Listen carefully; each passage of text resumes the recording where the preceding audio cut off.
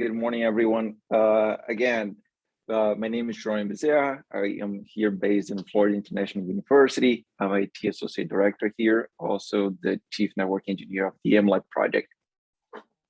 So this is more like it's not really just a demonstration. There's going to be a little bit of an introduction to the project, a little bit of a context, how we got here, why we're here. If you have questions at any point, please, let's make this interactive. We have presented this topic multiple times. So most of you probably, by the names here in the audience, most of you have seen this presentation quite a few times. So it's the idea is to have like more questions and interactions. Yesterday, I ran into issues with my laptop, so I kind of got very distracted when presenting at Indus, so there was no time for questions.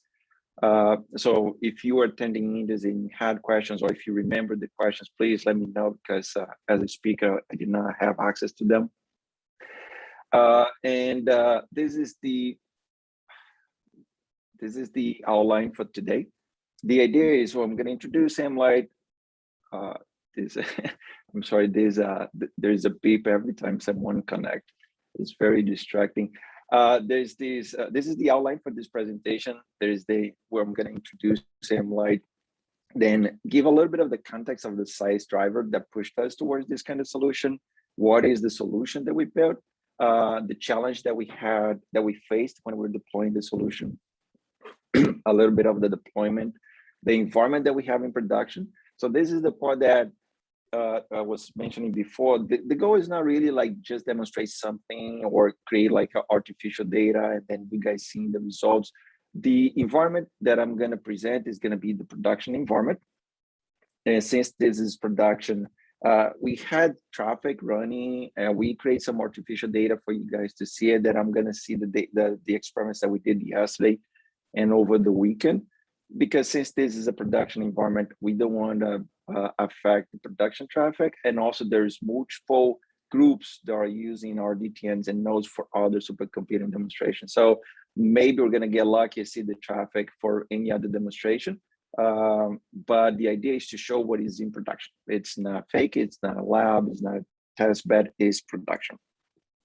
And what I call here Supercomputing 21 demonstration, it's more like this environment plus some of the artificial data that we generated over the weekend and at night to minimize impact. And then we go towards like where this is going, where's the future of this project. So for those who don't know, AmLight is a distributed exchange point or a distributed network, is a NSF project, part of the International Research Network Connections.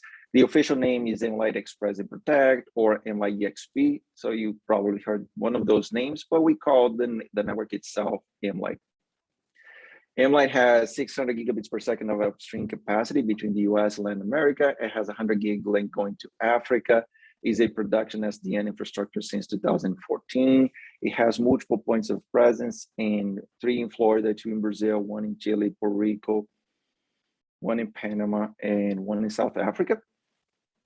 And the main driver for the deployment of the solution that I'm going to be presenting today is the Vera Rubin Observatory's service level agreement.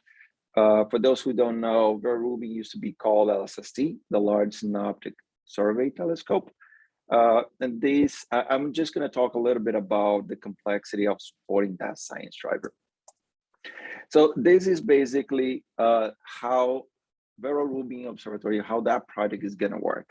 Basically, at the beginning of the night, there's a telescope that is going to take a picture of the sky. And for 22 seconds, that picture is going to be processed. It's going to generate metadata. There are the transient events. And then there's 5 seconds, the blue lines here, they're going to send the data, all the data that was collected to a remote location in the US. At this point, it's going to be SLAC in California. So from the northern Chile, the traffic has 5 seconds to go from La Serena, where the data center is, all the way to SLAC in California. And then it stops. This goes all the way to 40 gigabits per second, then it stops for 22 seconds. So the camera is taking pictures, it's processing, blah, blah, blah, and then sends again. So the SLA that was specified was that the mean time between between failures, it is 180 days, meaning that we have like one fault allowed per year. And we only have, I think we have like 2 or 3 hours to repair, something like this. So the drama here is that those data transfers are going to take place at night, and they have these bursts and then this calm time, then bursts and calm time. And the challenge for us is like how we're going to maintain the SLA that says that we can only have 1 packet loss out of 1 billion packets. How do we monitor this? How do we, in case of a problem that affects one of those data transfers, how we're gonna work towards repairing before impacting the next data transfer? So let's say that there's a data transfer here, second 22, and then right after that, there is a condition that is leading to packet loss or packet drop, something that is leading to a problem. As you can expect, if that situation then doesn't get solved by itself, there's no engineering team or software that's going to fix this with the current technology in less than 22 seconds. So it's very possible that the next data transfer is going to be affected. And let's face it, this is happening in the middle of the night. The network engineers are sleeping. Someone's going to get a call. Then there's coffee time, SSH connections. So we're going to lose the second one, maybe the third one. And depending on the kind of challenge we're talking about, like let's say there's just packet loss is a soft issue. It's not necessarily like a fiber cut. It could take hours, days, sometimes weeks for this problem to be mitigated. And we all here have heard of personas. We all heard like presentations that we're talking about how do you do this troubleshooting across multiple domains. And the Vera Rubin telescope is a multi-domain operator. So it has RIUNA in Chile, which is the National Science Education Network in Chile, has AmLight, but AmLight also has multiple networks. We have the Brazilian network, we have the Latin American network, we have the networks here in the US, we have ESNet, we have Slack, we have exchange points in multiple locations. So the idea is that we need better visibility that is end-to-end, and we need something that gives us this kind of information fast in the way that we can react it fast. And that's the reason we decided to go towards in-band network telemetry. Again, I'm sorry for those who have seen this slide before. I kind of like it, this slide, but it gives the message that INT adds the telemetry data to the packet. And the goal is to see exactly what was the network that packet saw. So since every packet carries information, every packet carries metadata, then we have a real picture of how the network behaved exactly at that point in time. This is a little bit different when you do monitoring per flow, because per flow, usually you have the starting time, the end time, you have how many packets were in that flow, but you don't know what exactly happened for each one of the packets. So you don't know if there's just one burst or there was just one blip, how that impacted the whole flow. And although monitoring per packet might be like an overkiller, but at least it gives us the information we're looking for. It doesn't mean that you have to store, it doesn't mean that you have to save every telemetry data, but at least you have a perspective that was seen by the same packet. And the main thing for INT specifically, because network telemetry is not a new thing, there's multiple solutions out there, but the solution with INT is that INT was made to be entirely performed by the data plane, entirely performed by the ship, the ASIC, the TCAM, the same device that forwards packets. It's not like a sampling that the counters are exported to the host processor, which is the main CPU, then creates a packet, and that packet sent out and consumes the same CPU that is used for OSPF, BGP, NetFlow, SSH, SNMP.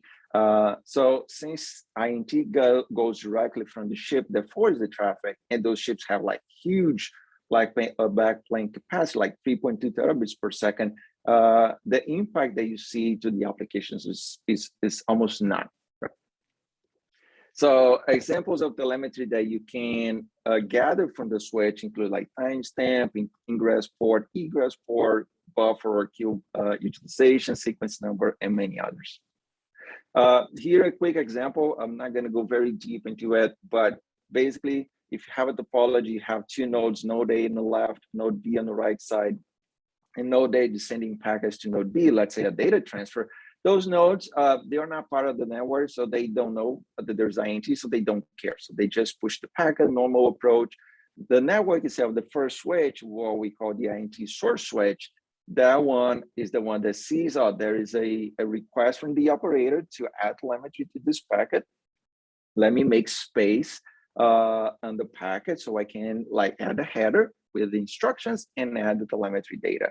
So then once this is done and the pack's forward to the next switch, every INT switch in the path is going to stack telemetry. And this is done at the hardware level. This is done at line rate. So it goes all the way to the final switch in the topology and what is called INT sync switch. And the INT sync switch is going to remove the telemetry. It's going to create a copy of the TCP IP header. It's going to return the packet to its original format. And then it's going to forward that packet to the final destination, in this case, node P. And once that data is saved, that is wrapped with another header and is sent to the telemetry collector. So this component here with the green arrow, this is just telemetry. This is that node that receives the telemetry for every single packet that has telemetry on it. In this case, all the packets. So there's multiple benefits of using this kind of telemetry data. Again, this was presented before, so I'm going to be very simple because I'm going to show this live. So it doesn't show like all the pictures that we had before. So instantaneous ingress and egress interface utilization. So since now the telemetry collector gets all that data, it can calculate the bandwidth per interface, per queue, per VLAN, per TCP port, per destination IP port, or destination IP, or whatever solution that you have in your network. And the time, how often you export this data, it's completely dependent of the capacity of the telemetry collector. So in our case, we can export data every 100 milliseconds. So instead of having data counters of interface every second or every 30 seconds or every 5 minutes, then you can have every 100 milliseconds, or you can even be more granular than that. But it's going to be like you have to understand the needs for your environment. So in our environment, we're doing like 500 milliseconds. We're happy with it. But the solution can be tuned down to 100 with no challenge. The other benefit is instantaneous key utilization. So the buffering, the memory that the switch has to store the packets that have to be sent out of the switch. So this is very important. This community have been discussing queue buffer utilization, buffer sizing for since the beginning of the internet. But there was always that challenge is how do you actually monitor that from outside? How do you actually know if I have the proper amount of buffer? Should I over buffer? Should I under buffer? What should I do it? Because we know that under and over are also not good. So ideally you wanna just buffer or just have enough buffer that it's good for your application. So data centers, they don't like buffer a lot. International connections like buffer a little bit more, but how much buffer is good? Since we have applications that are real time and don't want to be buffered in the buffer. So this kind of visibility that INT provides is great for evaluating QoS policies.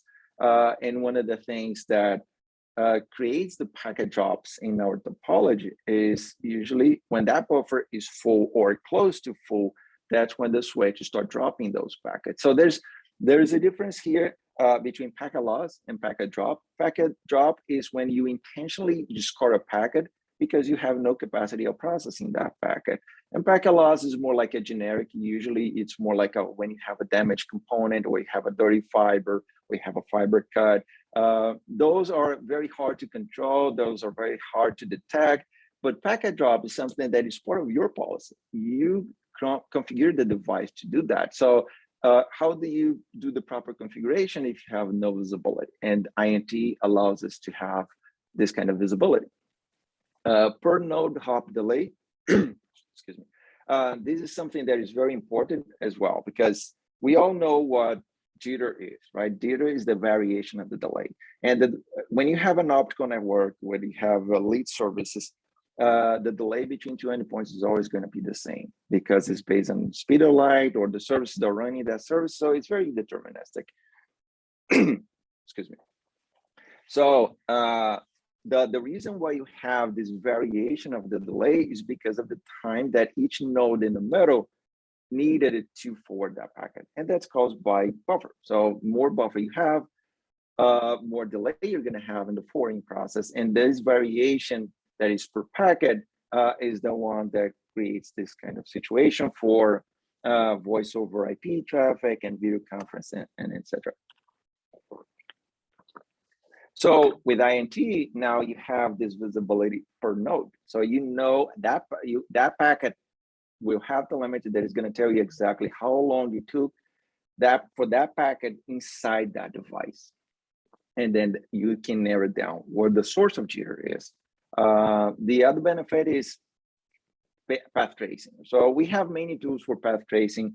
Traceroute is the most popular one. We have solutions for MPLS domain, MPLS OAM. We have for Ethernet OAM. There are multiple solutions for detecting this, but each one of them have its own limitations. Traceroutes don't share anything that is in the layer 2 domain, so you only see the routers.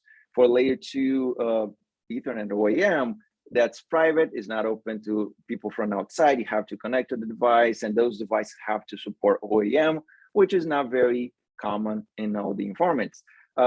With INT, it doesn't matter what kind of solution you have. You can have MPLS over it. You can have pure IP. You can have VXLAN. So whatever it is that you have, INT is going to tell you the ports that were used, the physical ports, and INT also supports the virtual ports. So if you have a link aggregation that has a virtual port number, lag01, for example, you can log that information into the event, but at the same time, you can log the physical port, which is the port member. So this gives you exactly the path that was taken for that packet, not for that flow, for that packet. And if you start storing that information, then you can have the history of all those packets from specifically flow, and you know exactly what were the path that was taken when you start seeing delay, when you start seeing packet loss. So this is the benefit of having this kind of path tracing that is agnostic to protocol. And one of the things that none of the other solutions I mentioned support, as far as I know, is egress QID. So now you not just know what is the physical interface where the packet the packet used to go out, but you know the queue. You know the QID, so now you know exactly if your QoS policy is being followed, and that makes it very easy for troubleshooting. Questions so far?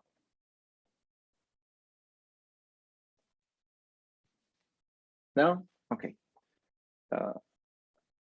So let's talk a little bit about the challenge. The first challenge when we start doing this, well, there's no commercial solution. Sorry for the typo. There's no commercial solution out there. When we start doing this was 2018. That was 2018, yeah. At that point, the Tofino chip, where was the Barefoot Tofino chip, was already like public. People heard about it, but there was no box. You couldn't buy a switch that had that chip. And once we start seeing that there were boxes now that in 2018 we're now supporting this chip, now there was no software that had support for INT. So then we got these funds from NSF as a supplement to the AmLight EXP project that we called AmLight INT, and we established a collaboration with NoviFlow, which is a manufacturer of it's a software development company for network OS, and they did support. They added support for INT to their platform. So we're using NoviFlow before, and they had like very good support for SDN. So we said, oh, look, it makes more sense for you to do this. And they did the OS part. So they programmed the switch, and we were responsible for developing the software that would consume the telemetry data. So divide and conquer, they did like NoviFlow was responsible for supporting, and we're responsible for giving meaningful, like any meaning to that data that was exported. The switch again is based on Barefoot Tofino. It is fully programmable. It has 32 100 gig ports, 3.2 terabits per second of backplane, and it gave us a lot of the metadata that I mentioned before that made all of this possible. And I know there's a newer INT specification. Now we have the 2.1 that was released this year. But when we did that, that was the 1.0, and it's still 1.0. For now, it works amazingly for the things we need. So the second challenge, it was an interesting one, because when you're doing the lab, you're doing the software, there's a lot of you never start the solution exactly knowing the scale of the problem, because the idea was, well, we're going to monitor the high priority flows. And then we learned, well, to have full visibility, you need to monitor everything. You don't monitor half of the network. So then we start, okay, so how are we going to do this? Just as an example, an 100 gigabit per second flow with a 9,000 bytes packet generates 1.5 million packets per second. And INT does 1 packet of telemetry report per packet the user creates. So, and in AmLight, we have like 4 and 8 switches in between Chile and the US, depending on the path you take. Every telemetry report has up to 300 bytes. And again, each user packet triggers a telemetry report, is 101. And that means that if you have 100 gig flow, then you have almost 4.5 gigabits per second of telemetry report alone. And this is just for 100 gig flow. Remember, those blocks are 30 to 100 gig ports. So it's very possible that you could have like 3.2 terabits per second of data being across those ports. That is going to create a massive amount of telemetry. And we started with the challenge very small. Let's pretend that there's no more than 100 gig in combined traffic for all the ports. The main challenge that we start seeing right away is that each switch, the INT sync switch, is the one that generates the telemetry. As I mentioned before, the telemetry report.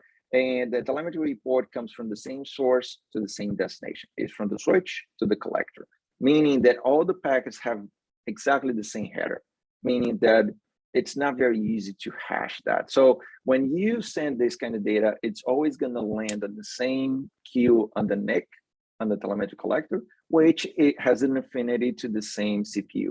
So although we had like 48 cores in some of the nodes, all the traffic was landing in just one core, and this was not scalable. So we start creating code in Python, then we realized very easily, no, Python is not going to be the solution. So let's do that in C, no solution in there. Then we decided, well, we have to go lower level. A lot of people are talking about programmable NICs, and there's this kind of thing that was becoming very popular in the community called XCP, Express Data Path, which is a subset for networking of the eBPF stack that is part of the Linux kernel. So we decided, well, let's do XCP. So very quickly, I know that this is a networking community that's not a software development community, but XCP, or Express Data Path, is a new approach that was created by the community that was interested in DDoS mitigation, because they wanted to have like those boxes that they could send the traffic and do the mitigation in those boxes like normal Linux because of the scalability. So I think the main use case, the most famous use case, is Cloudflare. They were the ones behind a lot of this. And basically what you do is you push a code to operate before the Linux networking stack. That means that you're doing this before you get the context switching, before you have the whole kernel networking stack where you do IP validation, all of that. And suddenly we start seeing that instead of 5,000 packets per second that we could achieve from the user spaces using C code, now easily we can achieve like 3 million packets per second. And this was just one core. It depends obviously a lot of what kind of traffic is, but there are many use cases that are published out there of 20 million packets per second per node. So this was a game changer for us because we're stuck in with the using user space programming language. And then we had to go towards something that was a little bit more strict, that we had to be aware of the number of assembly calls, but in the end, it worked amazing. So this is basically like a thin layer between the lowest levels. Some of the NICs now, they have drivers that support this, so you can even push code directly to the NIC, and this be performed by the NIC before it even gets to the operational system, or what we call like the ring buffer, the connection between the NIC and the operational system. It's a lot simpler than the DPDK. There's always someone that asks for, oh, what about DPDK? Yeah, it's a lot simpler than that. You don't need anything specific because eBPF, it's naturally supported today. You just have to compile the code, push that code at runtime. You don't have to recompile the kernel. You don't have to change the machine. Any kernel version after 4.15 supports that. And the NICs that we had, the Metronome and the Mellanox, do support that. So it was very, very easy integration. So going back to the challenge, then the next challenge will be, okay, so now we have to sort this. We're still talking about 20, or like, let's say 3 million packets per second. And 3 million packets per second, you cannot save all of that. You can process maybe some of that, but you cannot save all of that, at least yet, at least with the solution that we managed to find. So what we did was we followed the literature, and there was a very nice PhD student that created this solution that we contacted him. We worked with him a little bit from South Korea, and he gave us some hints about this. And the paper that he had talks about this idea of having the threshold. So is this picture here on the right side and the bottom. So you have an area where you define the lower boundary and the upper boundary. And once you collect one sample from that interval, then you don't record anything anymore. And then if it goes out of borders, for example, this packet, then you record this one, but every packet within those borders now, they are not saved, and then you go and save this one. So depending of the difference between the lower border and the upper border, it's going to define the kind of granularity you want, or the granularity that you can process. In our case, what we did was if a specific queue increases or decreases more than 20 kilobytes, then we go from one zone to another. If the flow path changes, so this is very simple. If a packet comes with a different path, that's easy to save. That doesn't happen a lot. If the hop delay increases in more than 2 microseconds, then this is something that we also record. If a total delay at the path, combining all the switches, increase more than 50 microseconds, then we also record. If the ingress interface is using more than 80 gigabits per second for more than 50 milliseconds, we also can record this. So in fact, it's not 50, it's 500. So this is how we managed to save some of that data. And what we save, it's not the telemetry packet itself, it's those numbers, those counters. So we have a perspective of all the changes that affect our network, but we don't save the telemetry reports because we can't. So again, the more granular those metrics, more CPU usage, and that means that you have to create an environment to support that. The goal that we like quickly understood that you cannot have a cluster for every location where we have switches. There are also locations that we have 1, 2, 3 rack units available. So it has to be something that fits in 1 rack unit or maybe 2 rack units. So we try to go with those numbers that work for us. Questions again so far?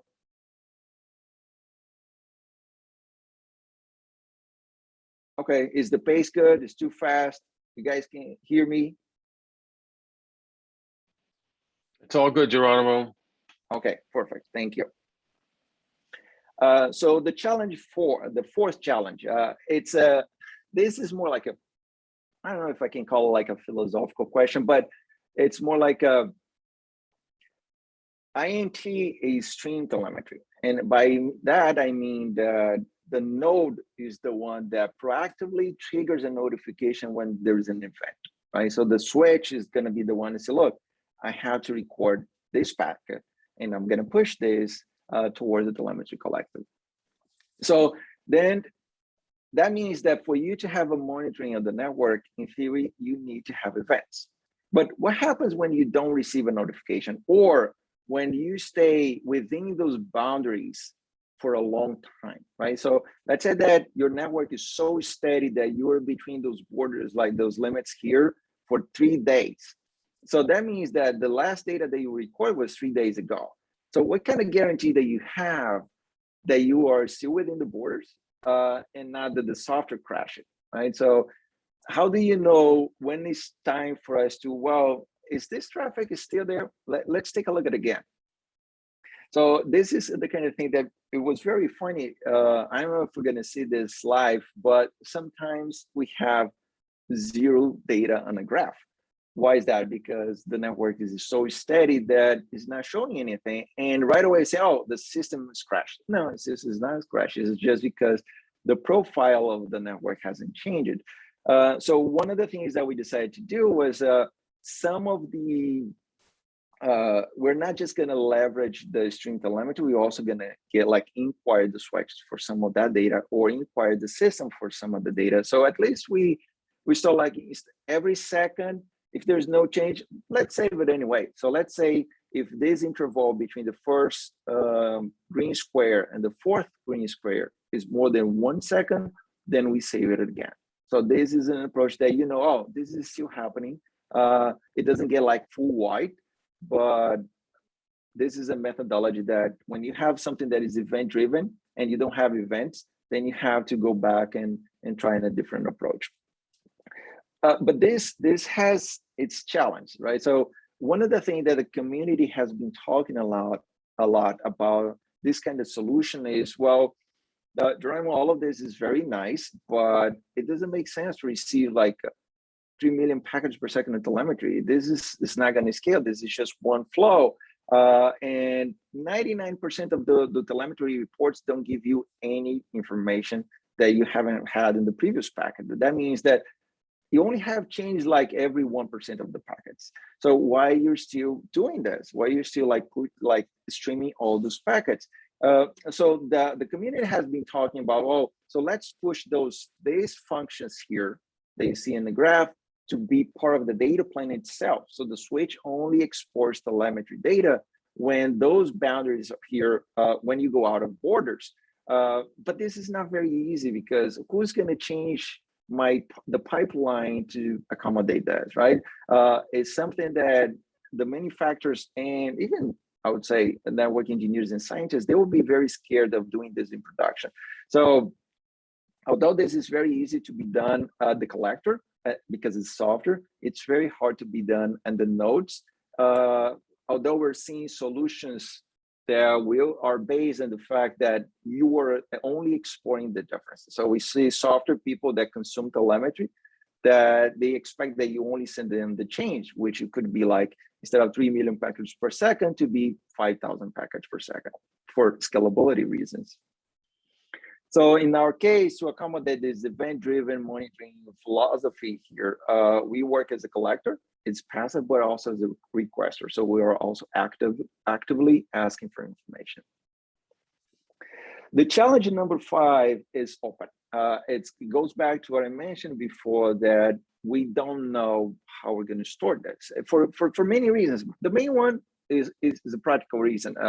If you're parsing those packets and then you also have to do I/O and send to another core to save this, that's going to consume a huge amount of CPU. And right now, there are moments that our CPU is like 90% non-stop, because it is a lot of packets. So we want to do this because we have been attending some like machine learning and the AI conferences for network researchers. And people always have this, oh, we lack like a grounding truth for learning algorithms that could be like that are complete or are enough. And so we wanted to support this, but at this point we don't know. And honestly, it's not having like something that we're pushing very hard. But just give an example, the kind of challenge. Let's go back to the Vera Rubin telescope, 5 second, 13.6 gigabyte of data transfer. That generates 337 megabytes of telemetry. There's going to be 1,334 observations per night, meaning that if you save every packet, you're saving 450 gigabytes of telemetry data per night. You can easily see that that's not going to scale. And again, a lot of these data, it's not really helpful. It's, let's say 3% of this really has the difference. All the other packets are exactly the same. Oh, unless you're doing something with TCP, because the windows, the TCP window change. But if you're doing just like a networking layer 2, layer 3, there's not a lot of change. So some of those challenges that we presented this community before, and some of the conference focus on big data. There was a dear colleague letter, something like this, that NSF had a call asking us for big data related questions, and we fed the same kind of questions. Like we have the data, we just don't know how to collect, we don't know how to store, we don't know how to make it like the privacy requirements, we don't know where to store, how long to store. So this has a huge potential once we find a way of doing for this community to do machine learning. Yesterday at Indies, there were many talks about machine learning and consuming telemetry and consuming multiple sources of data to create trends. And this would be an amazing data source, but there is a challenge here that honestly, it's not our priority, but we want to touch this someday. So our deployment. So this is basically how we're doing in a very simplified approach. So every site or country or every place that we have a point of presence, we have switches. And the switches are connected to users. And the blue line here represents the network. And the red lines represent this telemetry infrastructure that we had to create. So all the telemetry data that comes out of the switches go toward the INT collector. And in some cases in Miami, the collector is not just one, it's two. We had to split into two nodes. So why we're creating a new management plan? Because this is more than just a gigabit per second link. Most of the management plans for SSH, SNMP, even SFlow and FFlow, they work very nicely with a gigabit link most of the time. But this one has to be at least a 10 gig. So we created this separate management plan just to redirect all the telemetry from all the switches to a centralized controller per site that does the processing and stores in the database with the goal of sending to a centralized location that we call the SDN looking glass. And this is a little bit of the solution itself. So we have a metronome 40 gig programmable NIC. Those are dual 40 gigs, only owns one. We only use one of the ports on the 40 and the NIC. We have the standard Mellanox MLX NIC. We have, but now in terms of application, so picture this part here as the NIC layer. So we have this application here running on the metronome NIC, and at the Mellanox, we just bypass it. And the kernel space, we have this application. So the threshold enforcer is exactly that graph that I showed, creating the lower border and the upper border. So only the data that really has a difference is exported to our software. So our software then process this and understand what am I going to do with this. I'm going to put a timer, timestamp. I'm going to put labels. I'm going to connect to VLANs and etc. And then pushes this to the user space, which is the Python application. So this is the green are the XTP port, and the yellow is the Python user space Python part of the code. So then we have this application that is focused on the queue occupancy or the buffer utilization and the hop delay, and sends that data to InfluxDB. And on the different node, then we have these utilization counters, which basically look at count the number of packets per port and per VLAN and per queue, and stores this in the hash, and then these counters parse it, queries this. So this is how we do the active mode that I was mentioning before. We don't just wait for the telemetry structure to get to the database. We also keep asking, because these telemetry reports for interfaces are always going to happen. So we're always asking, well, let me see the utilization of those ports. And then there's this timer that says, oh, I'm going to do this for 100 milliseconds or 500 milliseconds. Then pushes this to the centralized database. And then there's Grafana that reads this, make this data available to the network operator. And there's this extra component that we're developing right now. I'm going to talk a little bit more about this, that wants to profile the network and proactively look for problems, or proactively decide that it's time to make a traffic engineering change. Questions so far? No? Hey, this is Arun here. Hey, Arun. Can you talk a little bit about your controller part also? I mean, this application you explained, data plane you explained, just a little bit about the controller, or is it not relevant for this forum? So this is the software that managed the network. Okay, like so you this may is be having like OpenFlow controller, right? From yeah. So this Ito, is an open source initiative. There's called Kitos. We're the main developers of that controller. All of this, the network itself is programmed as a SDN, as I mentioned, using OpenFlow 1.3, and that's how we enable the flows to be monitored. We decided, well, this is going to be this flow. I want to see it. So then we have a specific action that was created by NoviFlow that enables telemetry for that flow. But the controller itself is on GitHub. I can provide the link towards the end, but it's github.com/kitos.ng of new generation. Yeah. Great. Okay. Thank you. Okay. So let me navigate a little bit through the system. So this is live. So this is basically the Grafana portal. I'm not going to go into the database, but this is a portal that we created. It's very, it keeps growing as we find new needs. Let me put here last 5 minutes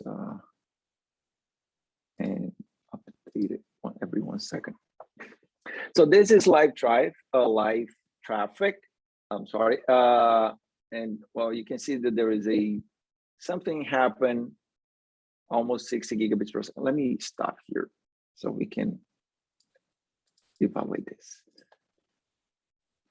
So as you can see, let me go back. This is getting interesting. So this is the Grafana portal that we use. Here on top, we have some counters for VLANs that require extra attention. So basically, remember that I mentioned about the Vera Rubin case. They send 13.6 gigabytes of data. And if we set this to keep like refreshing, then we can see how much data every data transfer did. And that's how we usually do like the validation that our tests are working, because if we use iPer for any application to send 100 gigabytes, and we have to see 100 gigabytes at least. There's a little bit of overhead that we also see here, but this is more like a counter. So we see one of the things, I think we have our friends from South Africa here. Yes, we have some of them. And we see that they are constantly using our environment, and it's very possible that they are 40 gigabytes in the last 30 minutes, but they always have flows running. And that's how we start counting, because when you see a lot of those flows, and here you have, let me maximize this. So here on the right side, we have the bandwidth that was the maximum bandwidth for this interval. And then here we see the switch, the port, the queue, and the VLAN ID. And sometimes you see flows like, let's say this one here, 75 megabits per second was the peak, and 5 megabits per second in the last 30 minutes. But we saw, I think this was the one here. We saw traffic coming from South Africa, for example, that in the end, it was the one that it was not a lot of traffic, it was 500 megabits per second, but it was the one that was using more data exchange towards the end, right? So it was always peaking the amount of data because it was constant, it was always downloading this. So this is the kind of visualization that we're learning on the go, because when we have a need, then we start exploring different ways of visualizing this. So here we have per flow, so we can see every VLAN and every queue and every port. We have here just per queue, so it's an aggregation of that queue and also an aggregation of that port. We have per flow packets per second, so you can see how much how many packets were sent for each one of those peaks. I'm going to explore some of them more, so don't worry. Here's the Q occupancy. So this is the buffer utilization. You see that there's only one moment that got close to 500 kilobytes. We're going to see better examples of that. Then here we can have a view of the hop delay. You see that there were moments that got all the way to 80 microsecond, but most of the time is under 10, which is the bottom here. And usually when you have those peaks are related to one of those bursts here. And this is the part that I want to show you. This is the number of telemetry reports received right now, or in the last 30 minutes. You can see that gets close to 500,000 packets per second, getting to points of 1.5 million packets per second. And then this one on the bottom, it's kind of hard to see.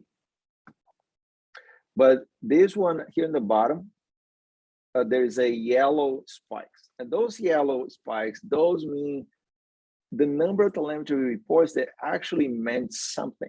So you can see that most of the time, there's no yellow in this graph because most of the packets are pretty much the same. The only change happen when you have those bursts, right? So if it wasn't for those bursts, all of that would be the same. So let me zoom here, zooming this part. We have 2.2 gigabits per second. Let's go back to the telemetry reports. You can see that at the end, for this interval, we only generated 145 packets per second, which means 145 packets that actually had changed that are worth processing, although we received 519,000 packets at that point. So, so this shows that not a lot of the telemetry have different data, but you still have to receive and you still have to parse them. So going, let me show you. So this is what I want to show for now. I'll come back to this. So let me explain a little bit of this demonstration, those data flows that we generated yesterday. So again, the goal for all of this is to show the INT potential in production. All of this is production, okay? None of this is fake. That's the reason the data is kind of messed up, because that's how network works. So we try to create artificial data, sending data from the source in South America to the destination here in Miami, and we try to create noise traffic. So the science data is called is VLAN 309. The noise is 3500. To simplify, what we're going to be looking at is there's going to be this data coming to this switch, and then the port 25 is the port of interest right now. Is this port that, since there's multiple traffic coming, we're going to try to generate as much data as possible coming from this one, and as much data as possible coming from this one, and all of them have to converge to the same port 25. Let's see what happened yesterday. Yeah, so this is the same explanation. Let's go back to Grafana. So Grafana, show me which one it is.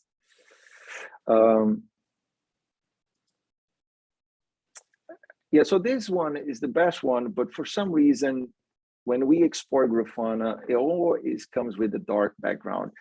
Is it possible to see the difference of colors through Zoom? If not, I'm gonna try to find this live.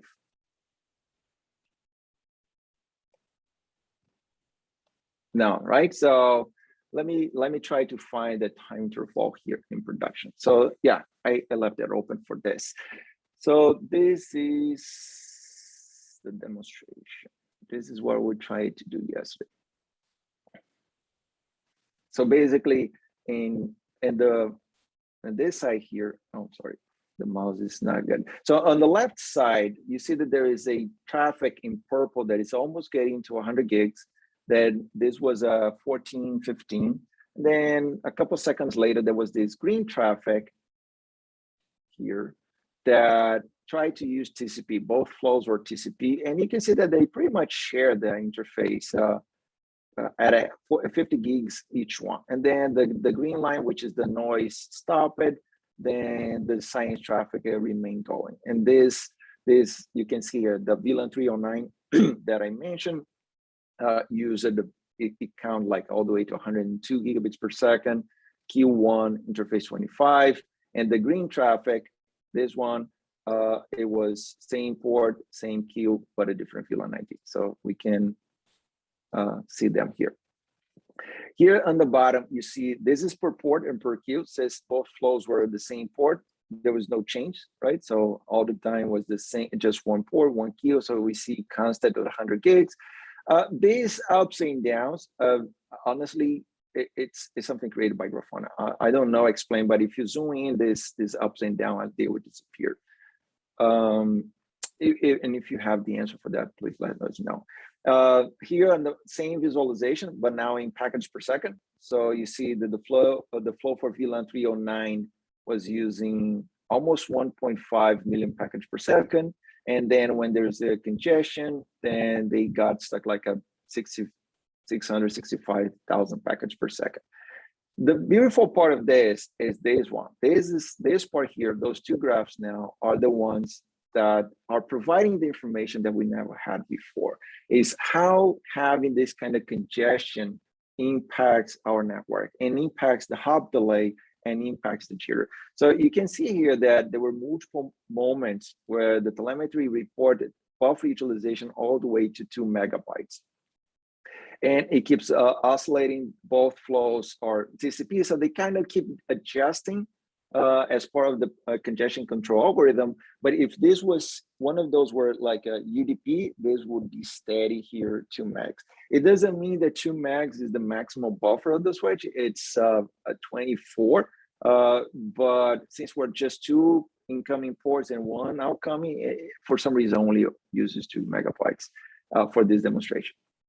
And here on the body, you can see the delay, the jitter, right? So going all the way from 1.5 microsecond all the way to 150 microsecond. It's still not a lot from the perspective of a long haul like ours.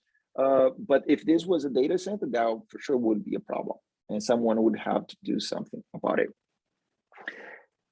And here on the body, you see how many packets, how many telemetry packets we got. Almost 2 million packets per second. And here you can see it in yellow that because of those changes here, every packet now has an event, ups and downs. You see the amount of alerts that were generated, almost 382,000 packets per second. So those means like 382,000 packets that had to be processed and stored. So we have all these events stored in the database. But if we zoom out again, let's change a little bit outside of the moments of the demonstration, you see what the normal utilization is. No, not this one, this one. You see that most of the time, that's what I mentioned before, there's almost no alerts because none of the interfaces are going through bottleneck. There's not a lot of competition for that flow or for that interface. So let me refresh this and change to 5 minutes. Now let's, there's just for, because we're lucky, there is a data transfer happening right now. So you can see this, oh, wait and pause. So this one, it's live, okay? So there's a supercomputing demo running somewhere. We learned 113. I don't know which one it is, but you can see here the flow, you can see the port, and you can see the oscillation here. But look at this, it's just one flow, right? There's not a lot of competition for those resources. So that means that the buffer utilization is going to be pretty much none. This now is the size of a packet, right? It's 2 packets being transmitted. So there's one being transmitted, there's another one in the buffer waiting, 20 kilobytes. Those packets for those data transfers usually are 9,000 bytes. So you see that there's basically no buffer utilization. And here you can see there's a little bit of a hop delay for some reason, but it's still 40 microseconds, nothing that we should be worried about. And here's the number of telemetry packets that we're processing right now, 1.5 million packets per second. So this is the main thing I wanted to demonstrate. No, this is not open yet. The idea is to create snapshots that the community could have access, but we have to sort it how to make it light background. But the idea is that this here, for example, is open. If someone is interested, I can share this and you can have access to the same data, and then you can zoom in as much as you want because the data is not coming from our database. All the data is stored as a snapshot. So going back to the slides, talking about the future. So this is the main project related to consuming telemetry that we have right now. It's the new version of the AmLight Express in Protect that started, is it? Yeah, 2021? Yeah, it started this year. So the end of year 1. So what we're gonna do with this? All of this is nice. But we have this goal of making AmLight like a closed loop network orchestration, like an autonomic networking, that one of the disciplines of the autonomic networking architecture philosophy is the self-optimizing. So we're doing this here as an example. Picture that the green ones are those switches. Okay, those are actually the box, those switches. The switch has a Tofino, has the NoviFlow code, has the Tofino chip, has a API for provisioning for control plane, has the INT code that exports the data, and this data goes, the blue lines, to the telemetry collector. And yeah, there's something here that I missed, but the idea is that we want to send the telemetry to the telemetry collector. The telemetry collector is going to generate telemetry summaries, and then there's going to be this learning system that in that picture I call the APM, the Behavior Anomaly Performance Manager, that is going to be learning and also is going to be receiving policies from the network operators and crossing the data from the telemetry reports with those policies, generating, and in case one of those policies are like no good, for example, there's a link that is 85% utilization for more than 5 seconds, then it's going to generate an intent to the SDN orchestrator that is going to generate instructions to the devices to reprovision the resources. So for the year 2, for next year, we have the goal that this closed loop orchestration has to be performant in less than 5 seconds. So whatever happens have to be, in 5 seconds, have to be fixed. And for year 3, we want to optimize this. This is the challenge that we have to go deeper and deeper into the hardware of the telemetry collector to be able to react faster. All the way to the end of the project, year 5, we want to react to network conditions in less than 500 milliseconds. It seems like a very strict number, but if you consider that the telemetry is providing real time, the main challenge here is to make sure that this telemetry collector goes from Chile to Miami, where our base is, and then is processed and then goes back to Chile, because this part alone has at least 105 milliseconds. So we left some room for us to play with this, and the idea is to using INT in less than 500 milliseconds to do something to support our network operation. None of those learning systems are going to be machine learning complex, because that has to be fast. It's going to be mostly like based on observation. So some of the INT metadata, it's very straight to the point, it's stateless. They have the data that gives you the condition, there is a problem or not. Some of the metadata have to be stateful. You need to get like 2 or 3 to come to a conclusion if there is a problem or not. Is a difference, so you need at least 2. So none of this is going to be based on complex learning systems or complex algorithms, because that is going to make the environment a lot more complicated and slower to react. It doesn't mean that we cannot add this to calculate trends and do this for the long run, but our goal is to support that very specific science driver, which is the Vera Rubin telescope that has these data transfers in 5 seconds intervals. The other one is a CC Star project for an integration called QFactor. I think our program director joined some time ago. And the idea, this is a collaboration between FIU and ESNet, that the goal is to leverage this INT infrastructure to extend the data plan or the management plan to the nodes. Okay, so the goal of QFactor is that those nodes that at the beginning I said that they don't care about INT because they have no visibility, now we want them to have the visibility. So if they could see what the network conditions are now, they can make decisions based on that information and not by guesses. So they don't have to send a packet, calculate the round trip time, and see, oh yeah, it looks like there's buffering, there's bandwidth available right now. So no, they would receive that information because there is no role of the telemetry collector here. So the data is not extracted from the telemetry collector before sending out to the destination node. The destination DTN will receive the same metadata. And by getting all the metadata, the destination node knows exactly the quality of that direction from source to destination, and can send a notification to the source and say, look, the network is reaching a congestion point. Don't try to go faster than that. Or the network only has, based on the calculations, only has 40% of the capacity. So let's set a pacing for TCP data transfers that we only use 40% of the bandwidth available, or 40% of the bandwidth, total bandwidth, which is the bandwidth available. And when you do this, then you're going to minimize the chances of packet drops, because now you're not going to try to explode those buffers, because you're trying to keep that under control. Because it's a lot worse, based on all the literature review, it's a lot worse to have those ups and downs than having a steady flow, even if the steady flow is like 60% of the peak. So by having the steady flow, you're going to minimize the impact to the network, you're going to minimize the impact to the other flows, and you're not going to have like those ups and downs. So you have more of a deterministic approach. It's not going to be deterministic, but it's going to be closer to that. So we see this as a very transformative. We're very excited about this. There are multiple challenges, and the main challenge is is recruitment. It took us almost a year to assemble the team to work on this project, but we're seeing very interesting results that will benefit those who have INT and those that don't have INT.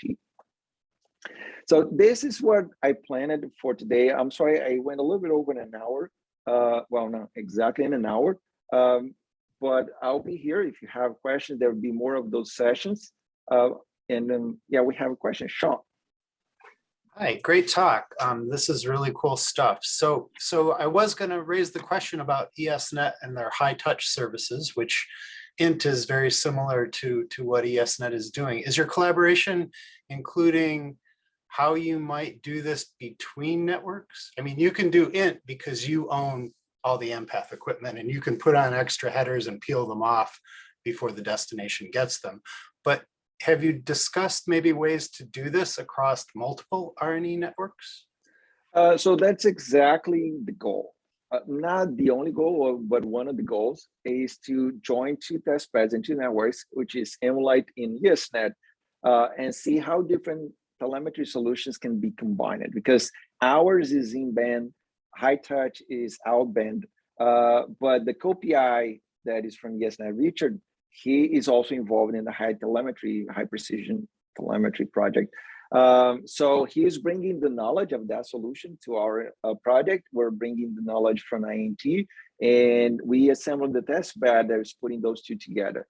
We're not trying other sorts of telemetry because we have enough in our plate. But if we manage to combine something that is in band with something that is out of band, this is going to be very beneficial. It is the content of the telemetry that is being generated by INT. It's very different from what you can achieve from being out of band, right? Because INT gets the information that is inside the switch, and we have a lot of data inside the switch. When you're from outside, you have a lot of data as well, but you don't see what exactly happened inside the switch. So there are a few things that we can accomplish that high precision telemetry cannot, but there's a few things that they can accomplish in terms of scalability that we cannot. So the idea is that, well, how do we get the base point from each one of those solutions, combine them, and try to have something that is multi-domain? Yes, that's the goal. It is still in the early phases, and we're still programming those nodes to do the basic XTP, BPF, and the NICs for that. Thank you for the question. Great, thanks. More questions? Yes, Geronimo, I have one question. Just out of curiosity, when you were showing like the AmLight collector, there's a lot of tremendously useful information there, right? But I was noticing also regarding the switch IDs, they usually have numbers, right? When you are troubleshooting this, do you also use like a sort of a dynamic graph generated to help you out, or how do you usually have like an understanding of which switch is which one? Well, this is a good point. There's a lot of, let me see, there's a lot of things that we still have to learn how to do in Grafana. And this is true that the switch ID, it's not very helpful. We start changing, you see that those switches support, you change the data path ID. So we change it for numbers that are easier to understand. But we have not gone deeper into what is the best layout for these data. This part, it's something that we're doing next. And we learned that in the way how we created the data format, the schema, it's not ideal to have this dynamic support because InfluxDB has limitations across different measurements. So each one of those lines is a different measurement. So for those who don't know InfluxDB, a measurement is like a table, and each one of those is a different table. So crossing data between tables in a time series database is not that easy. And so it's not easy to change those for names, for example. But that's something that we want to do. Grafana has a great API that we can populate those labels later. At this point, this is not done. So, well, we're very good at like memorizing numbers. So it's not that bad yet. But yes, we have to improve this. We want to change this to something that we created for supercomputing, but I didn't show here.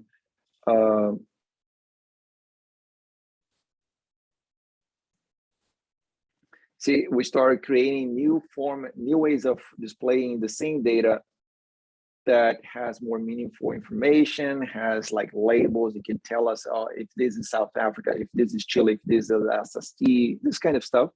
We're getting there, yeah, little by little, yeah. Awesome, neat.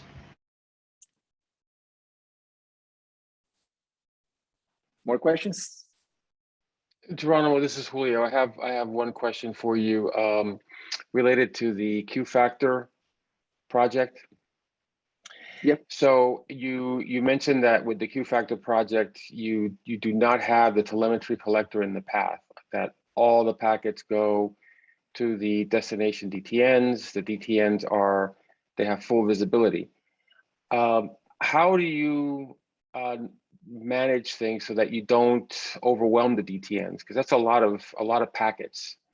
Because with the telemetry collector, you're summarizing and reducing the amount of information that is being then processed later. But with the DTNs here in QFactor, it sounds like you're sending everything for the DTNs to process. Yes, we're sending everything that is concerning that DTN, but we're not sending any extra packet. Those are exactly the same packets that are part of the data transfer. So if you look at this figure here, the payload from the source DTN is the data itself, right? Let's say is the picture of the telescope. So we just add telemetry to the same packet. We don't create an extra packet. For the telemetry report for INT, there is a switch that extracts the telemetry from all the packets and sent to a central location. But this telemetry here is part of the data path between this source and this destination. So those packets are going to be received in any way because my picture has to make to the other side. I'm just adding a little bit of a header with a little bit of telemetry data on it. And that node only has to parse the telemetry for those packets that node would receive it anyway. So it's going to be like, instead of 9,000 bytes, it's going to be 9,100 bytes. And that telemetry data is going to be extracted by the lower layers of the networking stack. And it's going to be processed by a component that we call telemetry agent that just do like a basic math. There's no machine learning or anything. It's just observation. So there's no extra packets generated by the solution towards the destination GTN. It's basically the same packet, but now with telemetry. Okay, I see. Thank you. More questions?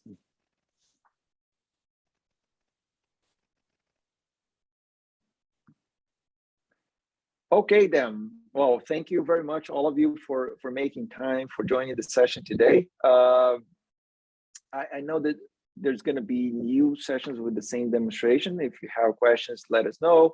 I'll leave our email, very easy, stn.amlight.net. So if you have any questions, you want to follow up on this subject, just send a note that everyone is going to get in there. Someone is going to reply back to you. Thank you, Julio, for organizing the meeting, Vasi, as well. Thank you all.